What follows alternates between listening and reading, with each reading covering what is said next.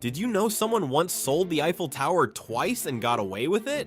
In 1925, Victor Lustig pulled off one of history's most audacious cons. He convinced Parisian scrap metal dealers that the French government was secretly selling the iconic tower due to massive maintenance costs. Posing as a high-ranking official, Lustig held fake meetings at the luxurious Hôtel de Crillon. He created forged government documents and exploited the fact that many Parisians actually hated the tower back then. Lustig selected André Poisson as his target, collecting both a huge purchase price and an even bigger bribe. When Poisson discovered he'd been scammed, he was too embarrassed to report it to police. But here's the crazy part. Lustig was so confident in his scheme that he returned to Paris just weeks later and sold the Eiffel Tower again to another dealer. His psychological manipulation was so sophisticated that he understood exactly how greed and shame would keep his victims silent. The man literally sold Paris's most famous landmark twice.